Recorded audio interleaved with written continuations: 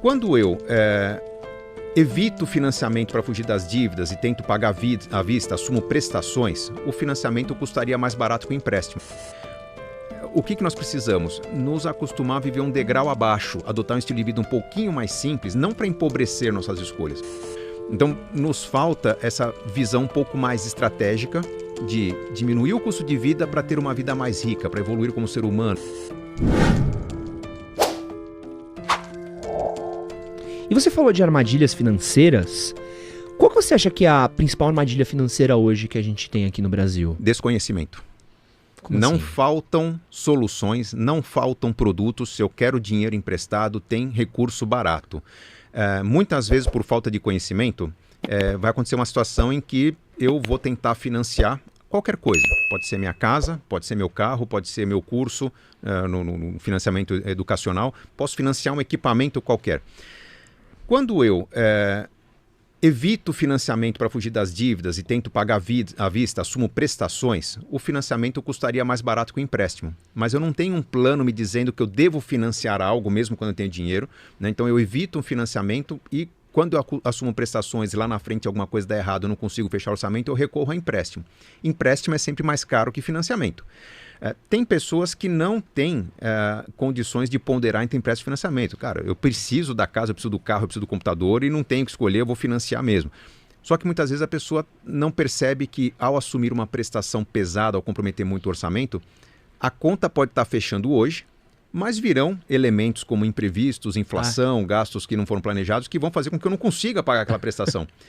O que cabia no orçamento não cabe daqui a alguns meses. Então, mesmo que eu não tivesse planejado o empréstimo, eu acabo caindo nele. O que nós precisamos? Nos acostumar a viver um degrau abaixo, adotar um estilo de vida um pouquinho mais simples, não para empobrecer nossas escolhas. Vamos supor que eu possa pagar R$1.000 de aluguel. Cara, se eu posso pagar 1.000 de aluguel, o ideal é pagar 800. 800 eu vou morar num apartamento, numa casa talvez menor. Mas morando numa casa menor eu ainda tenho a verba de 200 por mês para talvez a cada final de semana tenho R$50 para sair de casa e curtir um circuito cultural, fazer uma experiência, participar de um curso, fazer uma pequena viagem, que vão contribuir para o meu desenvolvimento profissional, cultural, como ser humano. Se por outro, não, eu consigo pagar R$1.000 e eu pago os R$1.000, não me resta nada a não ser ficar fechado em casa. Vendo talvez o futebol, a Netflix, alguma coisa ali que, tô tendo algum lazer, mas não estou evoluindo como ser humano. Então, nos falta essa visão um pouco mais estratégica de diminuir o custo de vida para ter uma vida mais rica, para evoluir como ser humano, para criar mais contatos, aumentar minha renda e daqui a pouco com uma renda maior eu estou pagando o aluguel de R$1.000. Não porque ele cabe no orçamento, porque eu podia pagar um de 1.250, mas eu subi um degrau já que eu estou evoluindo na minha renda também. Posso falar uma coisa que você disse que desperta uma coisa que eu sinto no meu relacionamento? Minha família não tem dinheiro nenhum, assim. Minha família, a gente foi conquistando as coisas ao longo da vida, mas a gente já teve muito mal de dinheiro. E minha namorada, ela já tem uma condição um pouco melhor. E uma coisa que eu acho muito curioso, quando eu vejo o relacionamento da minha namorada com a família dela e a que eu tinha com a minha família, são as conversas que ela tem com o pai dela. Então, o pai dela trabalhou em banco, é uma família que sempre teve grana, tem investimentos, a família dela tem investimentos, tios, todo mundo faz investimento, não sei o que lá. Minha família tinha poupança, se tivesse. E tava sempre tirando da poupança. Fala, tem R$50 lá na poupança, filho. E eu vejo que são assuntos que às vezes... quando você tá, às vezes, numa classe mais baixa, quando você tá num lugar que não tem tanto acesso, e, eu vivi um momento da vida que não tinha internet, não tinha esse conteúdo tão abundante que a gente tem hoje. Tem certos papos que não vêm. E acho isso muito louco, de quando eu tô conversando com minha namorada, mas eu sempre falei disso com meu pai, você nunca falou isso com o seu? Não. Meu pai falava junta dinheiro, ou trabalha pra conseguir um salário melhor. E eu sinto que é isso, assim, essa informação não chega no brasileiro, né? Às vezes é meio que o mito da caverna do Platão, sabe? Você tá na caverna, você nem sabe o que tá lá fora, porque você tá preso olhando pra parede, né?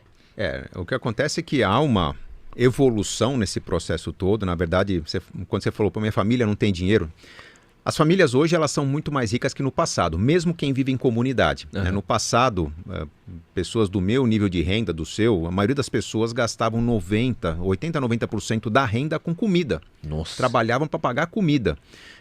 Tinham algum conforto? É só ver nos filmes, roupas eram herdadas, né? Casa passava de pai para filho, as pessoas não compravam casa como a gente compra hoje. Hoje, mesmo quem ganha muito pouco tem o seu celular. Como todo mundo sabe, a capacidade de um telefone celular é maior do que os computadores que levaram os astronautas para a Lua, né, em 69. Então nós temos acesso a conhecimento, a educação, nós estamos numa evolução e o que acontece é que talvez o papo que a sua namorada tem com o pai dela não teve com o avô dela.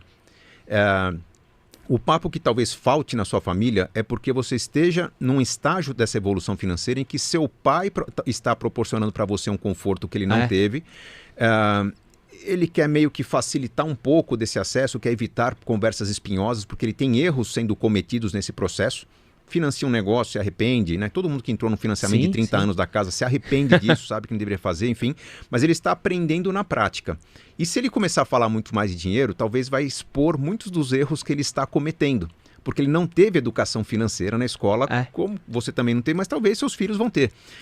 Então é muito provável que a conversa que você vai ter com seus filhos seja muito mais fluida, natural, porque a geração atual dos mais jovens, que está na escola, está saindo da escola, já não pensa em ter casa própria. Eu tenho batido papo com um pessoal de 25, 28, 30 anos que está perguntando, será que eu devo ter um carro? Eu ainda não sei dirigir. Sendo que na minha geração, aos 18, todo mundo queria dirigir. Então, o que acontece? Meu filho, com 15 anos, ele já pensa nas experiências que ele vai ter no mundo.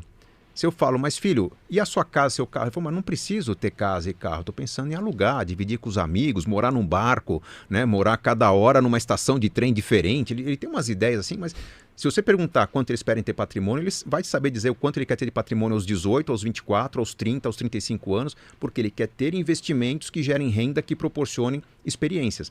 É uma conversa totalmente diferente que eu tive com o meu pai, que me ensinou muito pouco sobre investimentos. Eu acho natural isso, eu acho que você deve provocar, não conversa sobre dinheiro, mas principalmente sobre planos.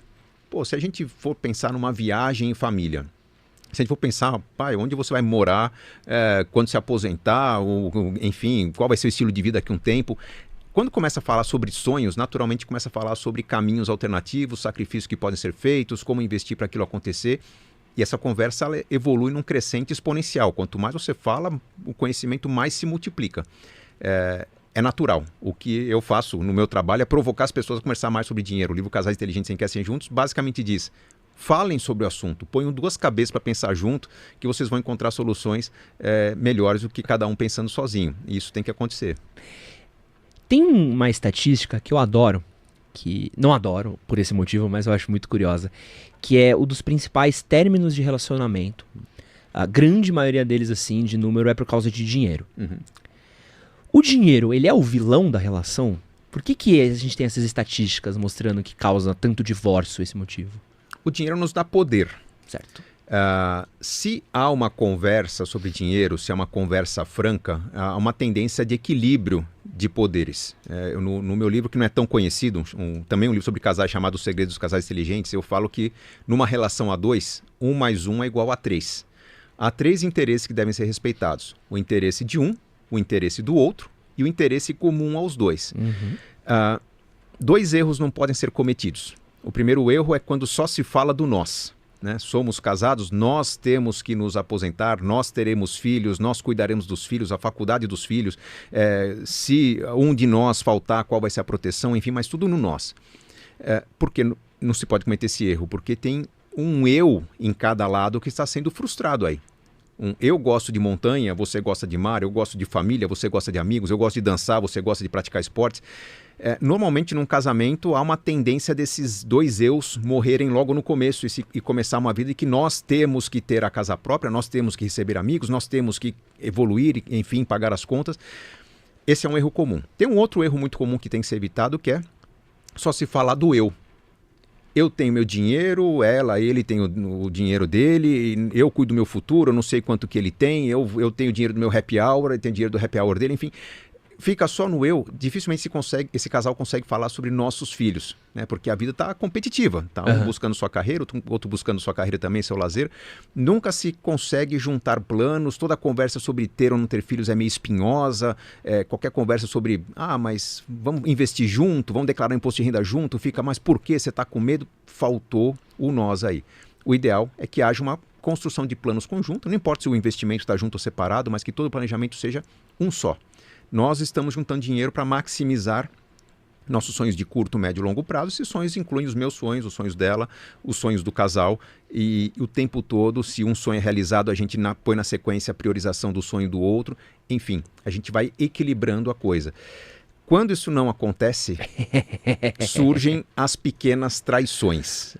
Traições que, na verdade, começam na infidelidade, né? Eu cometi um erro nos investimentos, nossa, que cagada. Tinha tudo em renda variável, veio a pandemia, 6 circuit breaks, perdi meu dinheiro ali. Não vou contar, né, para não expor o meu problema. Do lado de lá, alguém poderia ajudar nas reflexões, poderia ter ajudado a investir melhor, mas como está tudo separado, a questão é que investe errado, né, compra muito criptoativo, compra muito NFT, coisas são novidades, pô, achava que ia ganhar, perdi dinheiro. A hora que fica claro para o outro que se perdeu muito dinheiro, a sensação que o outro tem é de traição. Pô, mas se ele tivesse falado, eu teria te ajudado. Eu sabia que tinha como limitar essa perda, né? Ou estava devendo dinheiro para o meu pai, agora meu pai está quebrado, eu estou quebrado.